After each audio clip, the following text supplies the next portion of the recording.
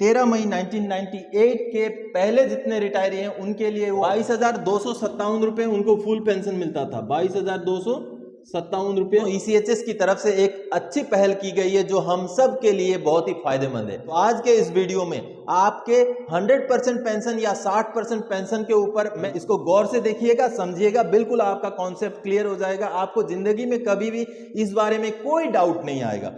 नमस्कार, वंदे मातरम दोस्तों, स्वागत है आप सबका सैनिक पाठशाला में। आज के इस वीडियो में आप सबके काम के, हम सबके काम के दो महत्वपूर्ण विषयों को लेकर आया हूं दोस्तों, जिसमें पहला विषय है, जैसे आप बोर्ड पर देख पा रहे हैं, ईसीएचएस की गजब पहल।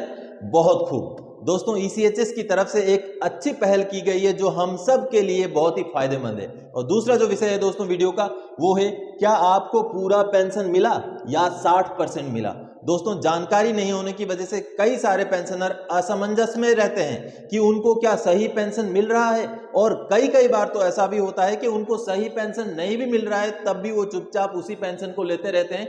आगे उसके लिए क्या कार्रवाई करना है उनको पता ही नहीं चलता है। पता तब चलेगा जब उनको ये पता हो कि उनको सही पेंशन मिल रहा है या नहीं मिल रहा है। तो आज के इस वीडियो में आपके 100% पेंशन या 60% पेंशन के ऊपर मैं इतना बिल्कुल क्लैरिफाइड एक जस्टिफिकेशन आपके सामने रखूंगा दोस्तों, जिससे आपको जिंदगी में कभी भी इस विषय के ऊपर कोई डाउट, कोई शंका नहीं होगी। तो वीडियो में अंत तक जरूर बने रहें। तो दोस्तों, इससे पहले कि वीडियो में आगे बढ़े, मेरा आप सबसे आग्रह है, सैनिक पाठशाला चैनल को अगर आप सबने अभी तक सब्सक्राइब नहीं किया है या चैनल में पहली बार विजिट कर रहे हैं, तो चैनल के साथ जुड़े रहने के लिए, इसका हिस्सा बने रहने के लिए चैनल को सब्सक्राइब जरूर करें, और साथ ही साथ बगल में जो बेल आइकन है उसको भी प्रेस करें, ताकि जो भी वीडियोज इस चैनल में अपलोड हो उनका नोटिफिकेशन आपको तुरंत ही मिलता रहे। तो चलिए दोस्तों, आगे बढ़ते हैं। दोस्तों, ईसीएचएस की तरफ से एक अच्छी कार्रवाई, एक अच्छी पहल की गई है, जो कि समझौते का ज्ञापन एक साइन किया गया है आयुष मंत्रालय के साथ। दोस्तों, आयुष मंत्रालय होता है योगा, नेचुरोपैथी, यूनानी, सिद्धा एंड होम्योपैथी जो ट्रीटमेंट होते हैं उनके विषयों पर जो मंत्रालय गठित किया गया है वो मंत्रालय है।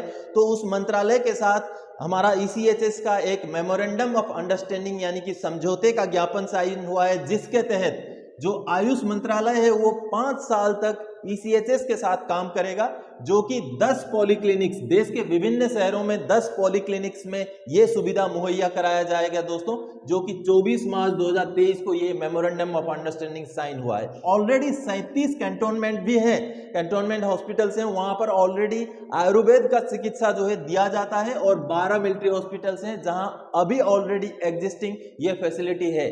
तो कई सारे ऐसे पेंशनर होते हैं, स्पेशली जो वृद्ध पेंशनर, जो उम्र दराज वाले पेंशनर होते हैं, जिनको एलोपैथिक ट्रीटमेंट, एलोपैथिक दवाइयां सूट नहीं करती, स्पेशली उनके लिए ये बहुत अच्छी पहल है, बहुत गजब की पहल है। दोस्तों, आगे बढ़ता हूं। जो आयुष मंत्रालय है इस समझौते के ज्ञापन के तहत क्या प्रोवाइड कराएगा? टेक्निकल सपोर्ट प्रोवाइड कराएगा पॉलीक्लिनिक्स को, और डॉक्टर्स प्रोवाइड कराएगा, यानी कि आयुर्वेदिक के डॉक्टर्स प्रोवाइड कराए जाएंगे आयुष मंत्रालय की तरफ से पॉलीक्लिनिक को, और फार्मासिस्ट और मेडिसिन प्रोवाइड कराए जाएंगे आयुर्वेदिक के। और जो DESW यानी कि हमारी तरफ से जो पॉलीक्लिनिक की तरफ से किया जाएगा वो प्रोवाइड कराया जाएगा इंफ्रास्ट्रक्चर। पॉलीक्लिनिक आयुर्वेदा का स्टाफ एस्टेब्लिश करने के लिए जो सुविधाएं चाहिए उनको मुहैया कराया जाएगा, और एडमिनिस्ट्रेटिव जो सुविधाएं हैं उनको मुहैया कराया जाएगा। क्लरिकल स्टाफ, मल्टीटास्किंग स्टाफ वगैरह भी प्रोवाइड कराया जाएगा जो पॉलीक्लिनिक्स की तरफ से, जो department of ex serviceman welfare की तरफ से। और दोस्तों, आगे बता दूं, इसके लिए एक जॉइंट वर्किंग ग्रुप का भी गठन कर दिया गया है, जो कि काम करेगा जल्द से जल्द ओपीडी स्टार्ट कराने के लिए आयुर्वेदा वाला। तो दोस्तों, ये तो था जो ईसीएचएस की तरफ से आई हुई एक अच्छी खबर। अब आगे मैं इस वीडियो में आपको बताऊंगा दोस्तों कि क्या आपको पूरा पेंशन मिला या 60% मिला, जो कि इस वीडियो का बहुत ही महत्वपूर्ण चैप्टर है, जो आप सबको जानना जरूरी है। क्योंकि दोस्तों, आज आप सर्विस पेंशन ले रहे हैं, कहीं ना कहीं आने वाले दिनों में लगभग 95% सर्विस पेंशनर ऐसे हैं जिनको अपने बाद फैमिली पेंशन जिनका स्टार्ट होना है। तो आपका फैमिली पेंशन सही मायने में आपको मिल रहा है, सही मिल रहा है, गलत मिल रहा है, इसकी जानकारी आपको होना बहुत ज्यादा जरूरी है दोस्तों। तो जब सर्विस पेंशनर का डेथ हो जाता है, जब सर्विस पेंशनर इस दुनिया को छोड़ देते हैं, तो उनकी जो पेंशन होती है वो फैमिली पेंशन के रूप में उनके नेक्स्ट ऑफ किन को ट्रांसफर हो जाती है। तो वो पेंशन उनको सही सही मिल रहा है या नहीं मिल रहा है, उनकी जानकारी उनको भी होना जरूरी है, और एज ए सर्विस पेंशनर आपको भी होना जरूरी है कि आपके बाद आपके फैमिली को आपका कितना पेंशन मिलने जा रहा है। तो दोस्तों उस सारी बातों को इस वीडियो में अभी मैं लाइव एग्जांपल के साथ क्लियर करूंगा, जिसको आप सबको जानना बहुत ज्यादा जरूरी है। तो दोस्तों चलिए आगे बढ़ते हैं। 12 अप्रैल 2018 का एक लेटर है, जिस लेटर में जो है एक बहुत इंपॉर्टेंट बात बताई गई है। देखिए ये जो लेटर आप देख पा रहे हैं दोस्तों, सामने ये लेटर है, इसका जो ये पैराग्राफ है ये देखिए, इसमें क्लियर कट ये लिखा हुआ है, It is decided that the payment of family pension at enhanced rates will be payable for 7 years or till the government servant / pensioner would have attained the age of 67 years against the existing provision of 65 years।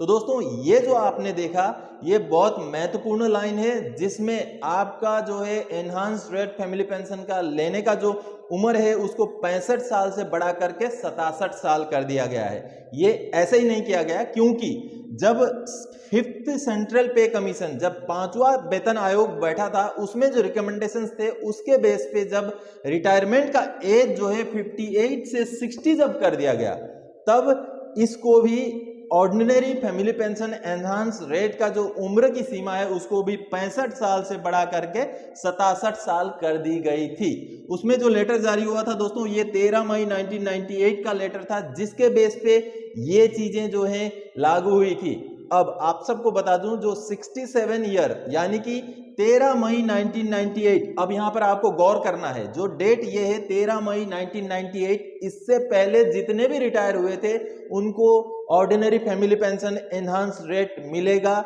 65 साल की उम्र होने तक, और जो भी retiree इसके बाद के हैं, 13 मई 1998 के बाद के हैं या 13 मई 1998 के हैं, उनको एनहांस्ड रेट मिलेगा 67 साल की उम्र होने तक। अब इसमें एक बात मैं लाइव एग्जांपल के साथ क्लियर कर देता हूं, जिससे आपकी मन की शंकाएं बिल्कुल दूर हो जाएंगी, क्योंकि अमूमन मेरे वीडियोस में इस बारे में सवाल आते रहते हैं। तो चलिए दोस्तों आगे जानते हैं इसके बारे में।